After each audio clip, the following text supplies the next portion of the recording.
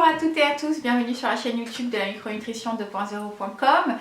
Je suis ravie de vous retrouver aujourd'hui. Nous allons parler d'un sujet qui devrait intéresser et concerner le plus grand nombre.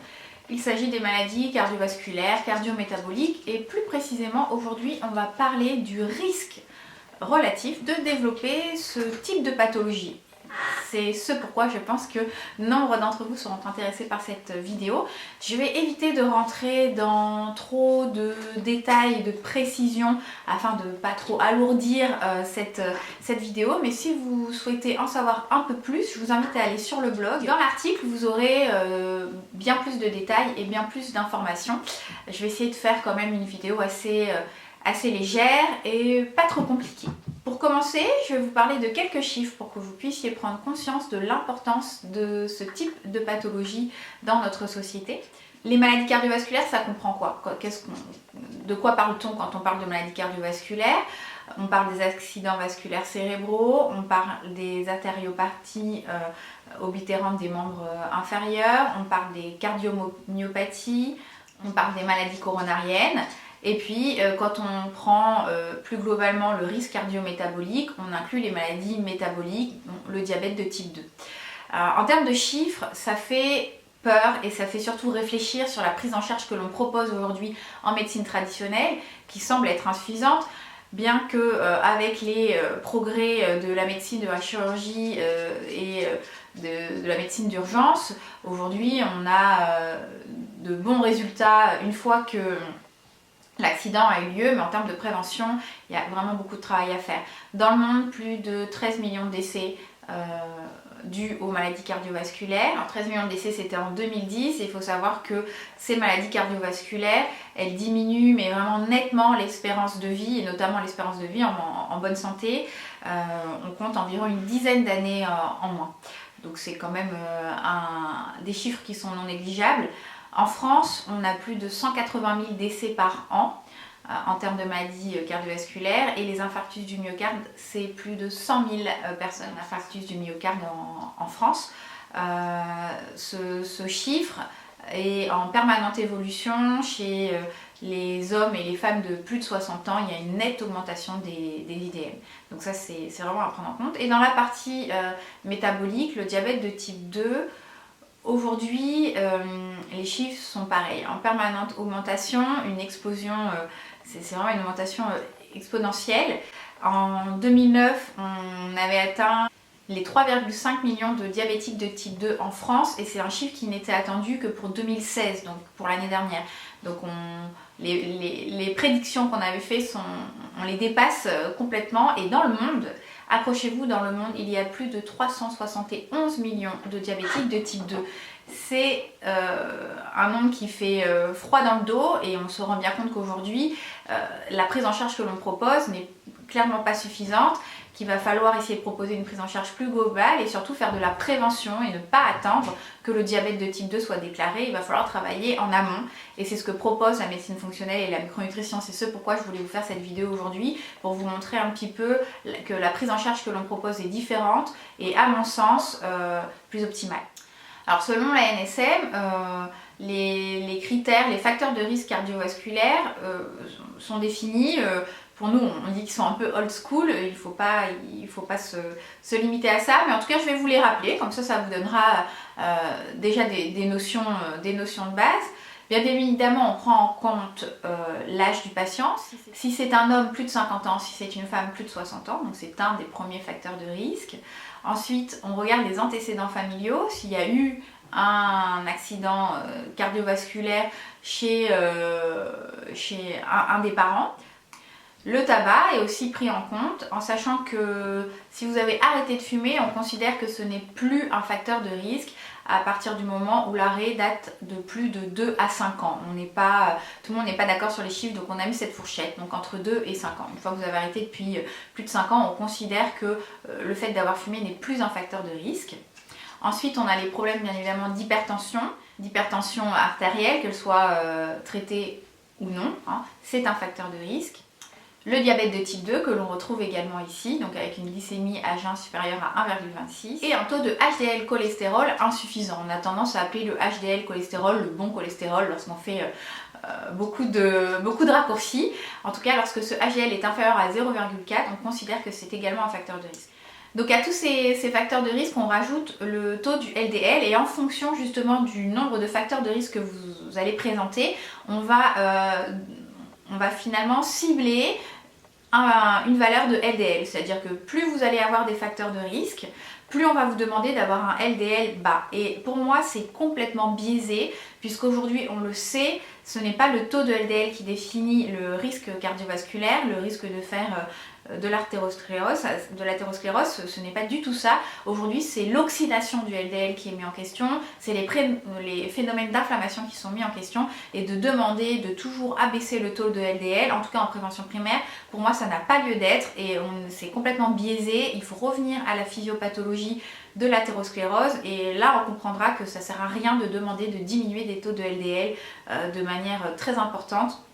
En tout cas en prévention primaire, je ne parle pas de prévention secondaire, mais en tout cas en prévention primaire, il faut vraiment complètement revoir la physiopathologie de ce type de pathologie, de l'athérosclérose, et revoir complètement la prise en charge, parce que abaisser les taux de cholestérol, pour moi, c'est pas ce qu'il faut faire. C'est la vision en tout cas que partage la micronutrition. Aujourd'hui, on n'est pas non plus dans l'extrême en disant que le cholestérol... il n'y a aucun souci avec le cholestérol, un peu comme toutes les études et les ouvrages, l'ouvrage de Logéril, où pour lui le cholestérol n'a rien à voir avec tout ça. Nous on a quand même une vision un petit peu plus pondérée, on est retourné à la physiopathologie de ce type de pathologie et on en a compris les mécanismes, et donc on a pondéré un petit peu le rôle du cholestérol dans toute l'histoire de cette maladie. Donc voilà les facteurs de risque qui ont été définis par la NSM. En micronutrition, on estime que cette vision est trop raccourcie, cette vision n'est pas assez globale et que surtout elle ne prend pas en compte tous les critères diagnostiques, en tout cas diagnostiques préventifs. L'étude Interheart qui a été publiée dans le Lancet en 2004 et qui a été réalisée dans plus de 52 pays sur quasiment 30 000 patients, a mis en évidence les facteurs de risque relatifs de développer donc une maladie cardiovasculaire, cardio-métabolique. Et ces facteurs sont très intéressants, donc je vous invite à en prendre connaissance, à les noter, à faire un auto-point, un point sur votre risque relatif de développer donc une maladie cardiovasculaire, cardio-métabolique. On va commencer par les facteurs protecteurs, on va commencer par les choses intéressantes. Donc le risque relatif, quand il est nul, quand il est normal, il est à 1, et plus le risque diminue, quand on descend en dessous de 1, plus c'est un facteur protecteur. Donc en premier, le plus important, c'est votre alimentation. On le savait, ça ne nous étonne pas. Donc plus vous allez consommer des légumes et des fruits, je pondère un petit peu quand même ce discours, il n'y a pas que ça, mais bon, en tout cas c'est ce qui est ressorti dans cette étude, plus vous aurez un facteur protecteur. Donc la consommation de fruits et légumes. Dans un second temps, c'est l'activité physique. Donc la pratique d'une activité physique régulière va être également un facteur protecteur. Là aussi je pondère quel type d'activité physique, comment est-ce que vous allez la réaliser. On ne peut pas tous faire le même type d'activité physique à la même intensité. Et le dernier facteur protecteur, là aussi il va falloir le pondérer, c'est la consommation modérée et régulière d'alcool. Bien évidemment on ne parle pas de tous les alcools, on parle essentiellement et je dirais même exclusivement du vin rouge. Avec une consommation modérée, on est aux alentours des 1 verre par jour pour la femme et 2 verres maximum par jour pour l'homme. Voilà pour les facteurs protecteurs qui sont ressortis de cette étude Interheart. Et pour les facteurs de risque, je vais vous les présenter par ordre d'importance, donc décroissant. Donc le facteur de risque principal qui a été mis en avant, c'est un rapport que l'on détermine par un examen biologique spécifique qui s'appelle le rapport ApoB sur ApoA1. Donc ça, ce sont des bilans de biologie spécifiques qui ne sont pas faits en routine et qui sont faits justement lorsque l'on cherche à faire de la prévention ou en tout cas à dépister un risque cardiovasculaire. C'est le facteur le plus important. Donc vous voyez, ce facteur n'est même pas pris en compte par la NSM. Elle ne regarde dans l'évaluation de l'anomalie lipidique que le taux de HDL et ne s'intéresse pas du tout à ce rapport ApoB sur ApoA1, alors qu'on sait qu'aujourd'hui c'est un facteur prédictif vraiment très important et significatif du risque cardiovasculaire. Donc c'est vraiment un examen à réaliser. Ensuite, en seconde position, on retrouve le tabac. Donc vous voyez que le tabac aujourd'hui, on a beau dire et redire, entendre et réentendre que le tabac tue. Visiblement, c'est compliqué. Le sevrage est compliqué parce que je pense que les prises en charge qui sont proposées dans les sevrages tabagiques ne sont pas suffisantes. Il faut s'intéresser bien évidemment aux addictions, aux comportements addictifs et vraiment prendre au sérieux ce sevrage tabagique. Je pense que c'est vraiment indispensable, en tout cas dans la prévention des pathologies cardiovasculaires et cardiométaboliques et non pas que dans les cancers du coup.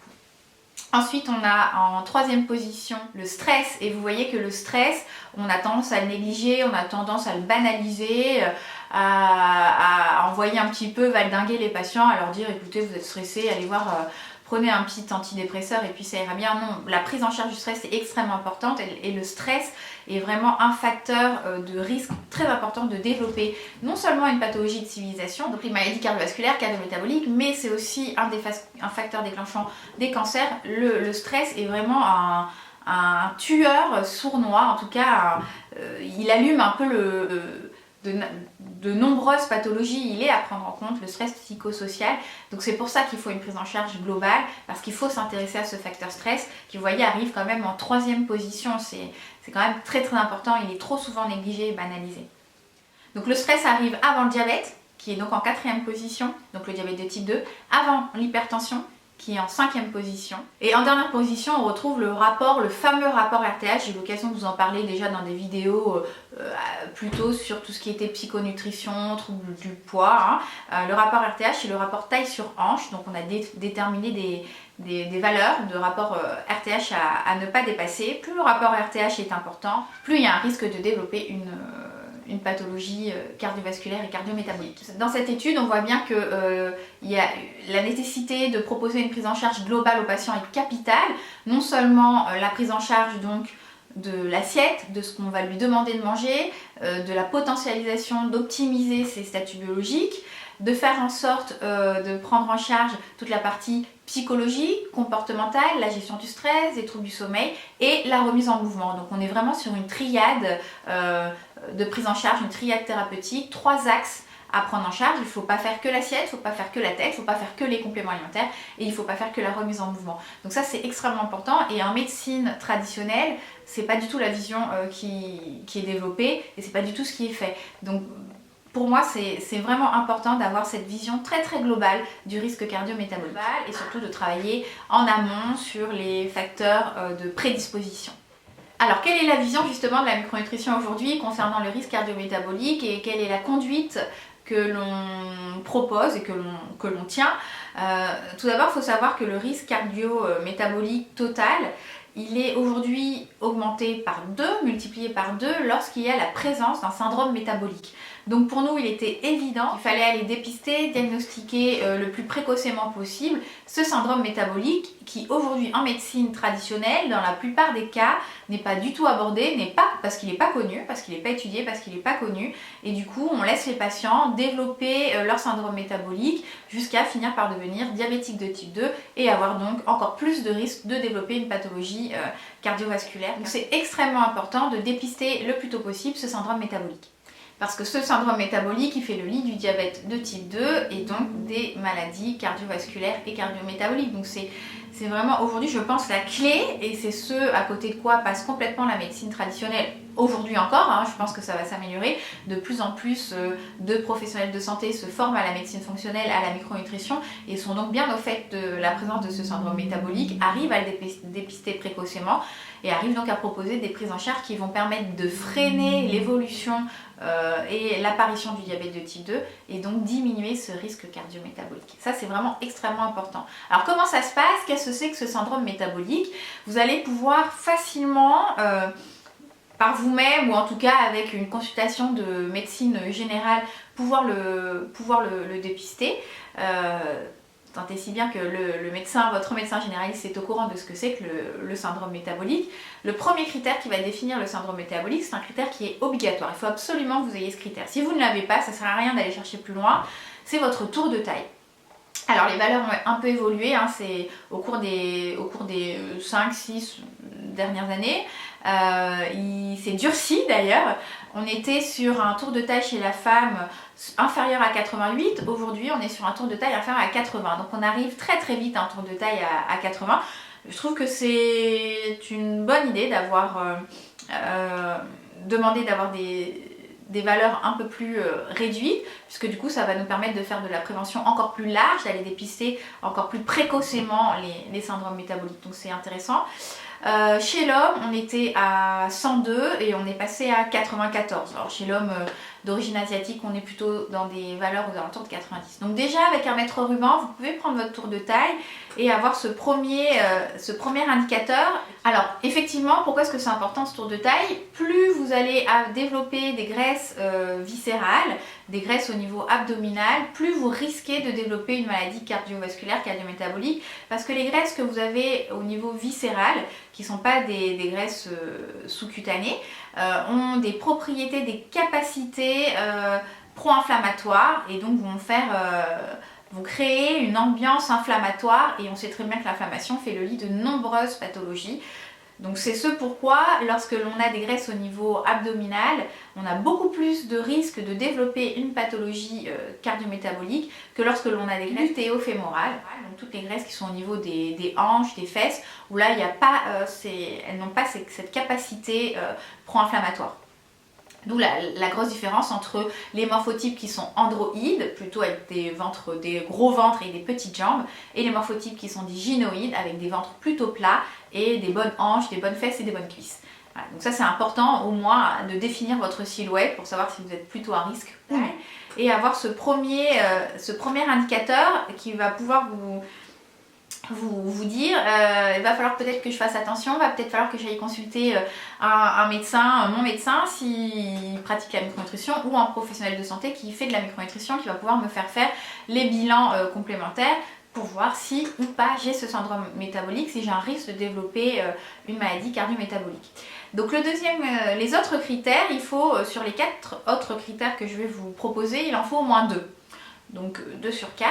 Donc on a le taux de triglycérides, donc ça se regarde sur un bilan, une évaluation de l'anomalie lipidique classique qui est fait en médecine traditionnelle, qui est fait en médecine de ville, en médecine générale, dans n'importe quel laboratoire de biologie. Un taux de triglycérides supérieur à 1,5 g par litre, c'est un des facteurs donc du diagnostic du syndrome métabolique. On a le taux de HDL qui revient, et là en fait on a divisé en deux. On a mis d'un côté les hommes, si le taux de HDL était inférieur à 0,4 chez l'homme, et chez la femme inférieur à 0,5. On a la présence d'une hypertension artérielle, traitée ou non. Donc ça c'est attention à prendre avec votre médecin ou avec un autotensiomètre.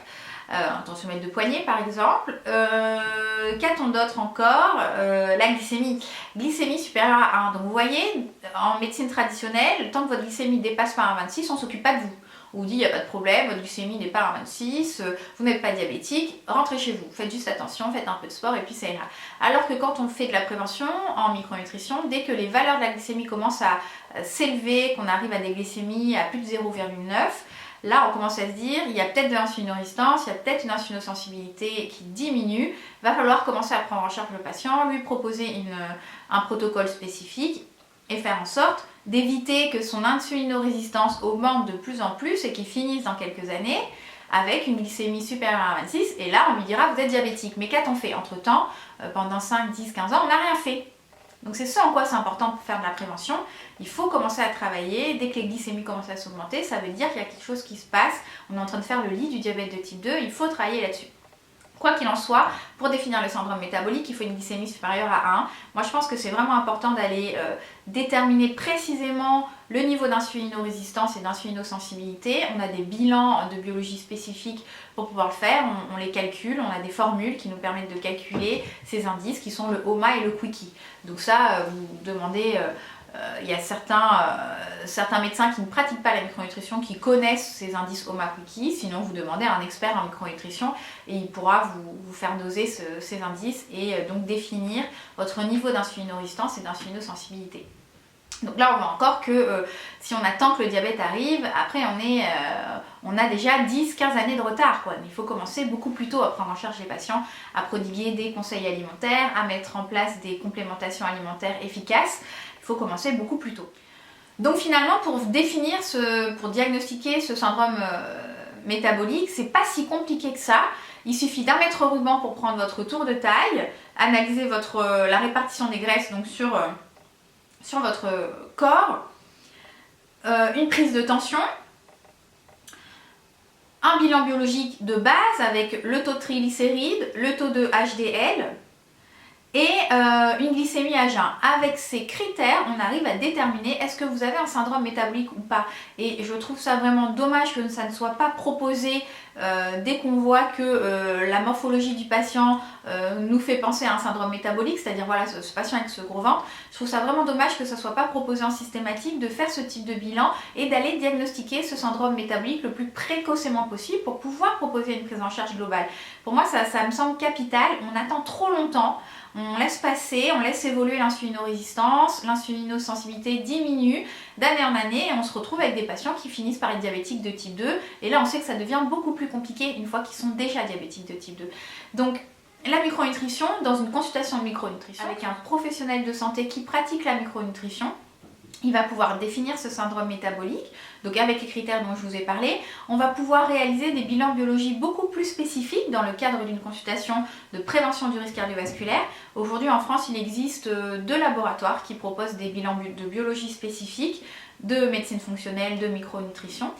Des bilans complets qui, d'un côté, on a tout ce qui est prévention, enfin risque cardiovasculaire complet, donc on va pouvoir aller doser les LDL oxydés qui sont beaucoup plus intéressants que finalement le simple taux de LDL. Alors je vous ai expliqué, ça ne sera pas grand chose de doser un LDL, en tout cas en prévention primaire, voire même les anticorps anti-LDL oxydés. On va pouvoir doser de nombreux critères comme ça, comme l'homocystéine, la LP petit a. Voilà, c'est des bilans très très complets qui vont vraiment nous permettre d'agir très spécifiquement sur chacun des dosages, de pouvoir proposer un modèle alimentaire adapté en fonction des dosages, une complémentation adaptée en fonction des dosages, ça c'est vraiment très intéressant.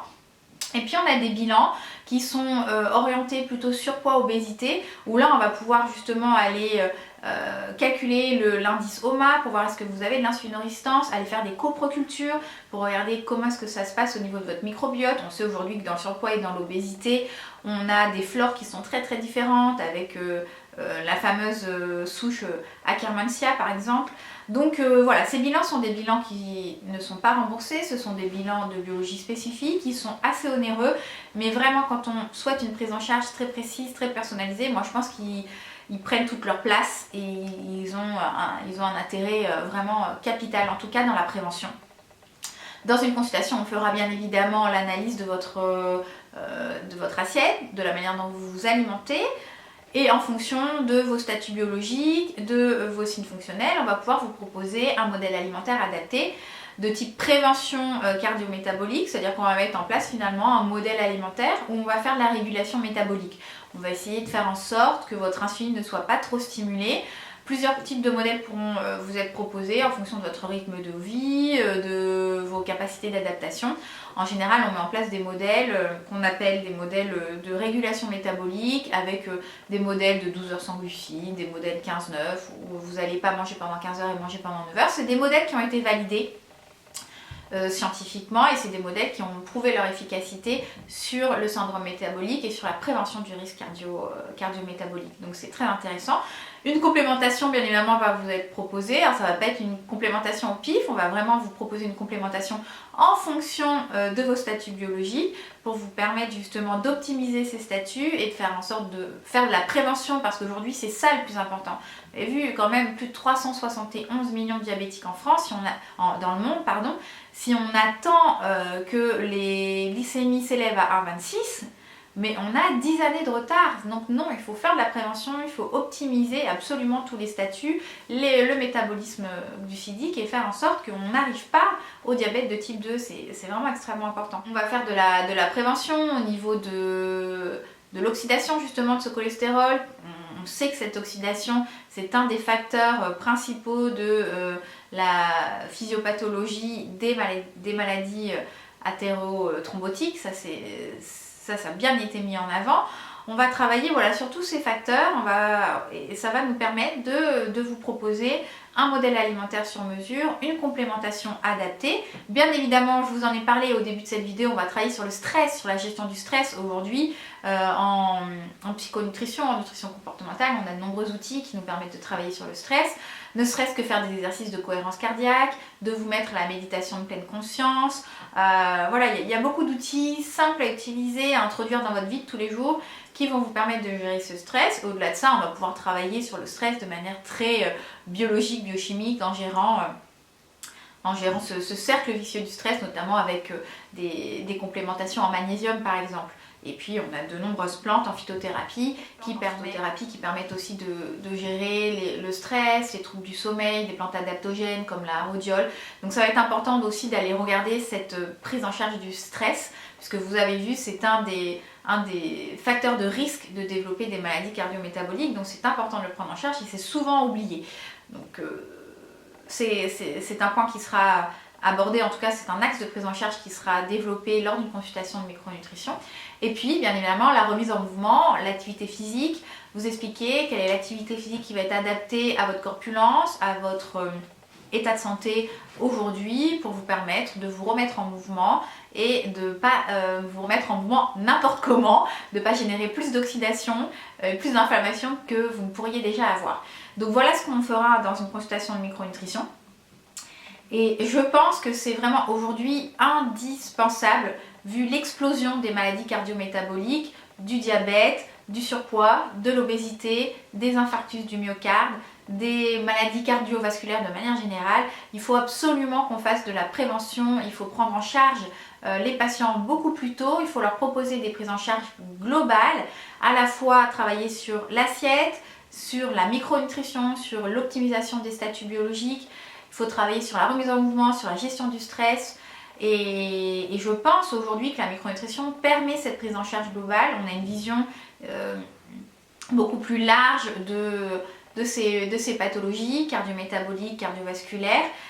Et aujourd'hui, je pense que si vous vous reconnaissez déjà dans au moins un critère qui est celui du j'ai un gros ventre, j'ai un tour de taille qui est supérieur à 80 cm chez la femme et j'ai un tour de taille qui est supérieur à 94 cm chez l'homme, intéressez-vous à la micronutrition, faites-vous dépister, faites-vous prendre en charge afin d'éviter de développer dans 10-15 ans un diabète de type 2, de vous retrouver dans l'engrenage de toutes ces pathologies cardiovasculaires et cardiométaboliques. J'espère que cette vidéo, qui était assez longue, vous aura donné quelques idées. Vous aura peut-être au moins permis de prendre conscience des risques aujourd'hui qu'on avait de développer des pathologies cardio-métaboliques et vous aura peut-être, si vous vous sentez concerné, donné envie de consulter et de faire de la prévention, parce qu'aujourd'hui c'est important de faire de la prévention et de ne pas attendre qu'on soit malade avant de se prendre en charge. C'est souvent trop tard, ou en tout cas beaucoup plus compliqué de freiner la pathologie une fois qu'elle est déjà. Si vous souhaitez consulter un professionnel de santé spécialisé en micronutrition, je vous invite à contacter l'IEDM qui pourra vous donner les coordonnées d'un micronutritionniste. Ici, il est formé par l'IEDM, c'est obligatoirement ce que c'est que le syndrome métabolique et pourra vous proposer une prise en charge globale. Je vous retrouve donc sur le blog pour l'article complet, beaucoup plus détaillé. Je vous invite à réaliser le quiz Micronutrition Santé 2.0 pour peut-être vous donner une idée sur votre état de santé général de base, on va dire, de manière très globale et très simplifiée, et vos habitudes alimentaires. Vous retrouverez ce quiz sur le blog. Et je vous retrouve mercredi prochain pour une nouvelle vidéo sur la chaîne de la Micronutrition 2.0. À votre santé!